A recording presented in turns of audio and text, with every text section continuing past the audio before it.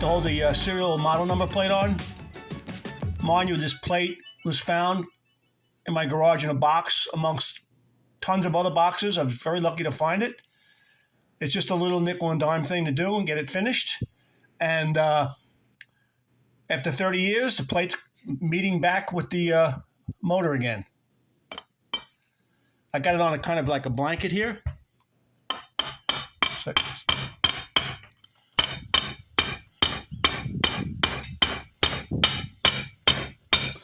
Now I prefer to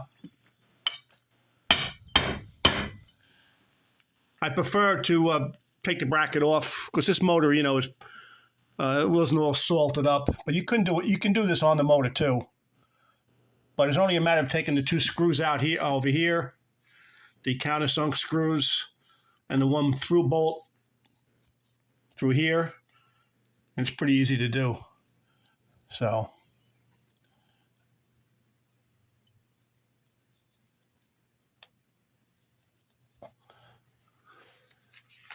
Can't really pick up a little tiny rivet with the gloves, that's for sure.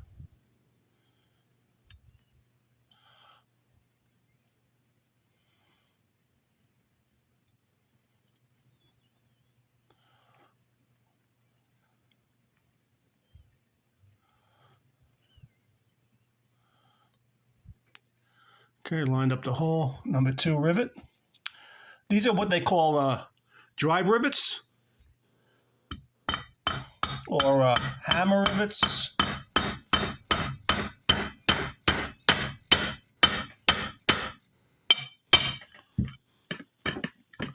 And there we go. The plate is not the greatest as far as condition-wise, but I cleaned it up the best I could. And I'm more concerned about the numbers matching than the plate looking better. But again, I'm very lucky just to find it. So here's one item that was long overdue. Here, after heating it up for quite a while, just getting ready to drill the pin out, take the handle off, and drill and cut the threaded portion out of the bracket and replace it because I didn't want to break this piece here. And I figured, let me try one more time. So I heated it up, probably a total of about close to 10 minutes over a 20-minute period. Just, you know, let it heat up. And believe it or not, I finally got it worked free. And I put paper on it to protect the paint as much as I can, but I will have to touch it up. But I'm glad I got it out because I was, like I said, I was getting ready to cut the handle off. And mind you, this froze from sitting for 30 years. It wasn't frozen when I put it in there. But if I was smart, I would have put grease on it. But, I mean, you can't remember everything. I'm just glad I got it out. And what I'm going to do now is I'm going to go get a tap, 5/8 11 tap. I'm going to tap it out. I'll touch up the paint on this and put the washer that goes down here against the transom. And I'll be done with this second item. Okay, so let's move on to the next thing. So here I'm going to remove the fuel pump, glass bowl fuel strainer.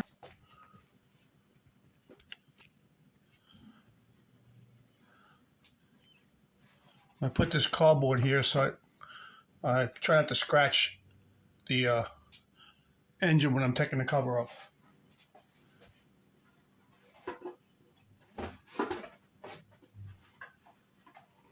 Comes off with the cover, so.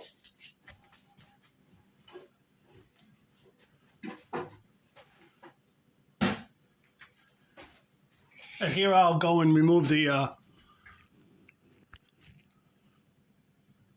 well, here I'm going to go, like I said, I'm going to remove the glass bowl strainer, pop the pull starter off, and the flywheel, and take the ring gear off, and paint it black.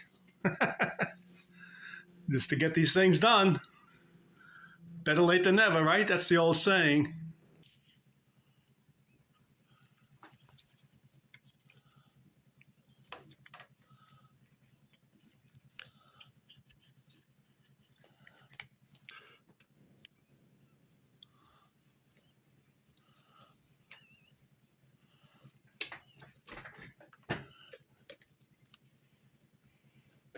Yeah, never be that easy. Okay, so plan B. Well, after a little torch action on here,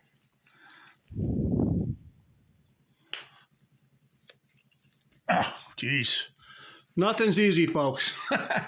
Those lines, as pliable as they are, they've been on there for 30 years. All right, so now I can take this apart. It's already zinc chromated. That's what I used back then. And I'm going to paint it black. And I'm also going to do the ring gear on the flywheel. Could leave it primer, but nah. Same thing with this cover. For some reason, I primered that too. I'm going to see if I can polish it back to silver again. Anyway, those two items are off, and tomorrow I'll paint them. It's late now. It's like 9 o'clock at night, so tomorrow I'll do the painting. Okay. So here the screws look good. I don't have to polish them. So all I'm going to do is, you can see the brand new coils, well, 30-year-old coils, just like the other motor. And I'm just going to take the points out and polish them. And that's it. So it saves me the labor of taking the Magneto plate off and taking all the screws out and setting the gaps on the coil laminates, all that good stuff. So I'll do that. Well, let's take the points out. Time to polish the points.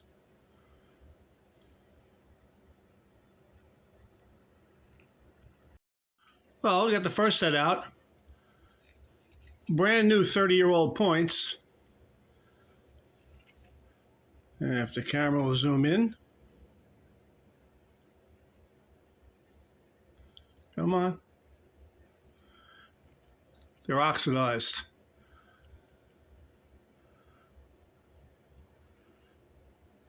My opinion is, if motor sits more than 5 years, the points should be taken out and polished. Or, you could run some sandpaper without taking them out. But I like to polish them by using the air motor.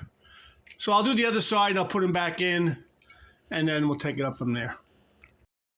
So what I'll do is I use like a scribe to get the little clip off on the top for the points. Just one of my tips.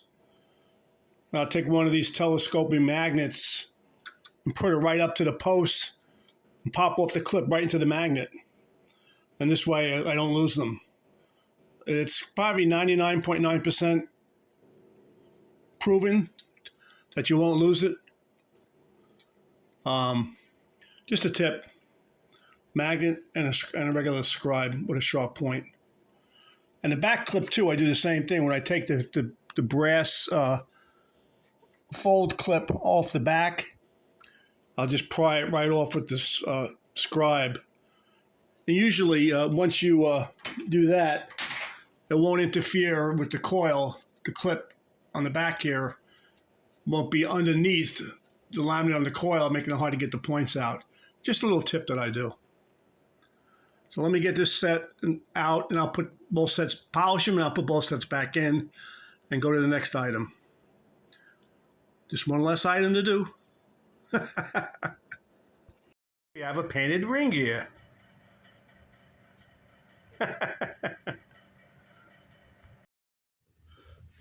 Well, there's another motor. I didn't put oil in it 30 years ago. Amazing, it still turns. I don't see why not. It wasn't in water, but just going to top it off.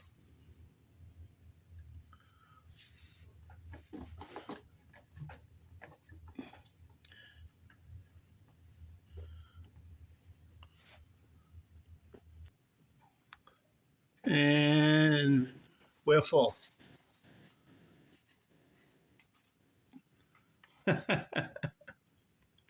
All right, to the next item. Well, finally, another item.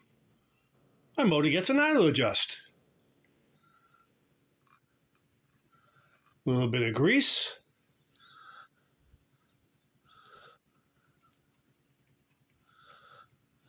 Being that this is a restoration, I want to put original type. These, by the way, are very expensive if you can find new old stock.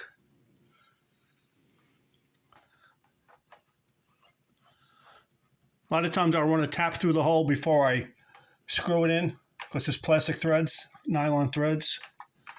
Okay, so we got an idle adjust. Another item done. I also painted the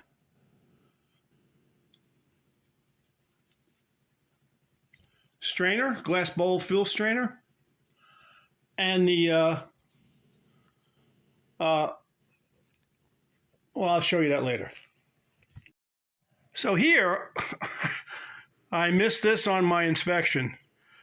I only had 2 bolts of the 4 holding this steering bracket to the rest of the assembly. And I noticed when I was moving the motor around that it was loose. I thought I had broken motor mounts. So I just took the whole motor apart. And again, it's not that big a deal when the screws come out easy. And I put 4 screws in there. I torqued them. And now I'm putting the motor back together. Look familiar? Just like the last motor I did. I can't believe how incompetent I was 30 years ago. I just never, I only put 2 screws in that bracket and they loosened up. Just one of those things. At least it's done now. Unbelievable. I was thinking about possibly in the future, I don't know, if I was thinking about doing outboard restorations almost to this caliber, doing like 5 at a time, because I have them, you know, just like cores, like with starters and generators. Just that was my original intention years ago, to do that anyway. That's why I have such a large inventory of parts and motors, because I wanted to, you know, actually I wanted to do them all like this, you know, start a shop, hire people, you know, but just, you know, didn't work out that way. It was a nice dream, but the demand's not really there either, especially as the generation that really appreciate these motors is passing on, you know. But we'll see what happens. I still might do it. I'm working on ways to get the paint off really fast instead of sandblasting with the experimentation with wet blasting. I'm going to do that, pick up on it in the spring again, and see if I can get that where it's quick to sandblast these motors instead of spending, you know, an hour or 2, you know, in the sandblast machine, which I have anyway, but it's just not efficient. It's not fast enough. And it's dirty too. GP Old Marine Shop strikes again.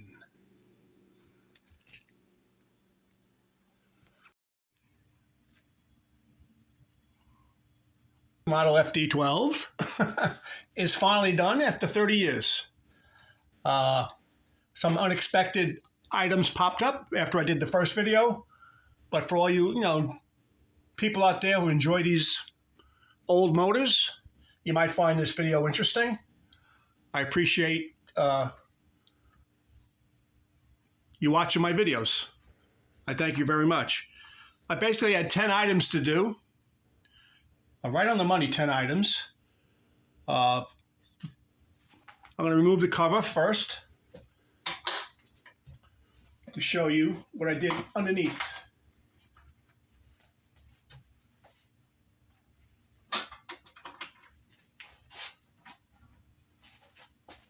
What I usually do is put a piece of cardboard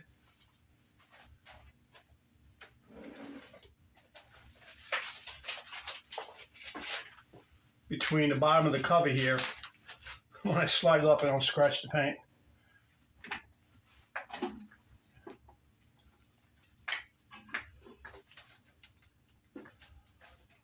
That's where the rubber pad comes in handy.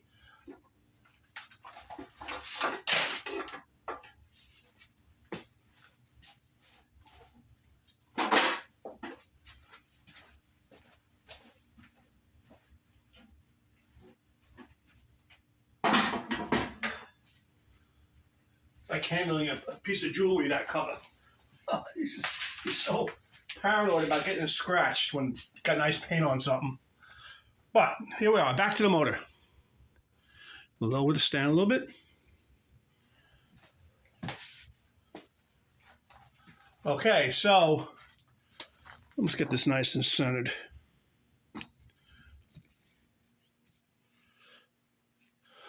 I painted the glass bowl fuel strainer. Took all the tie wraps off that I had on it from years ago. They didn't have tie wraps in the 1950s, so they don't need them on here. So I took them off. Took off the ring gear, painted the ring gear, reinstalled it. I polished the points. The screws and the hardware underneath the flywheel, everything looked pretty good. I installed an idle adjust down below. I put gear oil in it.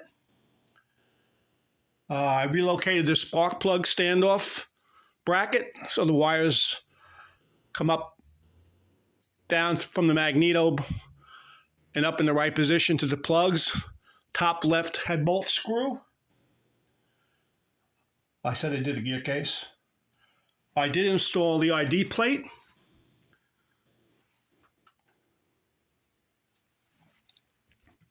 Come down for that.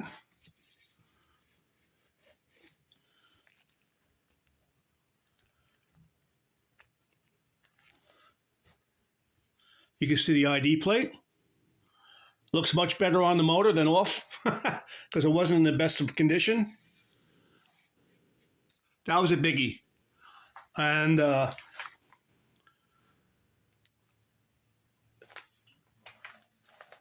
what else? See, I put the 3 nuts, installed the 3 nuts. I used stainless nuts in the front. And in doing that, you got to pull all this off, the brackets here and the raw linkage and all that stuff to get in there. And I only had 2 screws holding the power head on. Again, this was a long time ago. And I'm surprised. I'm not even sure if I ever ran this motor because I don't think I would have ran it with 2 screws holding the power head on. So that's a possibility this motor's never been run. But I'm not sure. It's a long time ago. What else? The steering friction was frozen, just like the other one. But this one, I just got my big screwdriver and an open end wrench. I got a 24-inch common head screwdriver. You know, a huge. I have it back here somewhere. Let me show you. I really recommend you buying these screwdrivers. If you work on these old motors. Oh yeah. It's a must. The biggest one Lowe's had. I bought it 5 years ago. I have another one too in the garage. But that's an important tool there. What else? Okay. 10 items and she's all done. And I have another one I'm going to work on, a 5718. That's next. I'm going to bring that up to snuff. But I like the way everything came out with the ring gear. I'm going to keep the flywheel ring gear black and this black. That's the only 2 parts really that aren't stock as far as the factory. And of course I get the fuel pump on there. And on the opposite side, I actually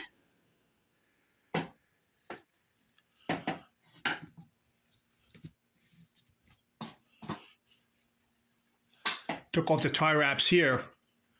I want them to relax and, kind of get the kink out of it because I had a tie wrap like this for years. And believe it or not, this fuel pump is in the right orientation. A lot of these motors will have the outlet to the carburetor on the bottom here. So you could pretty much run the hose this way. This has it on the top. I mean, I could take the fuel pump apart and rotate it, but I'm not going to. I want to see if the fuel pump works. When I run this motor in the spring with the other one, I'm going to run them all and I'll make videos and we'll see what happens from there. It's got up on this little tab there. It says up on these fuel pumps. I could just put another one on there. I have other fuel pumps, but that's all back to normal. And what else? Anything? That's pretty much it. And I waxed the motor. I cleaned it up. It was very dusty. I even waxed the bracket when I had it off. And I did, like I said, I did that yesterday. Took the whole back end off. This assembly here, the transom brackets and the steering, and tighten those screws and put it all back together. So let me put the cover on it and walk you out on this video. So in closing, I'm personally relieved to have this finally done. And all those things I missed years ago, it's just a personal feeling of accomplishment and gratification on my part, you know.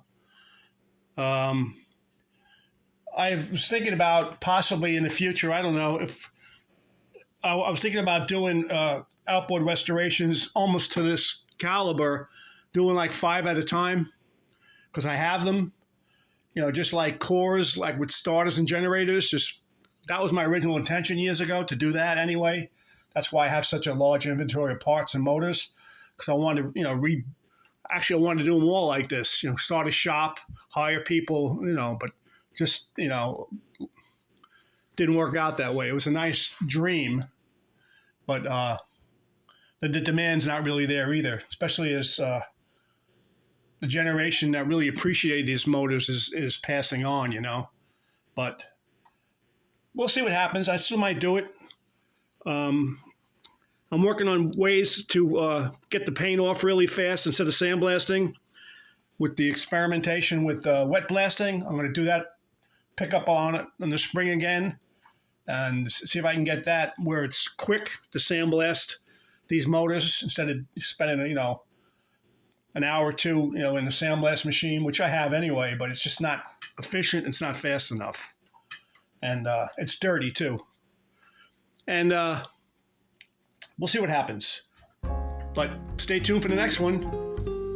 It's another 18, and you'll see it soon. Thanks for watching. Have a good one. GP Old Marine Shop strikes again.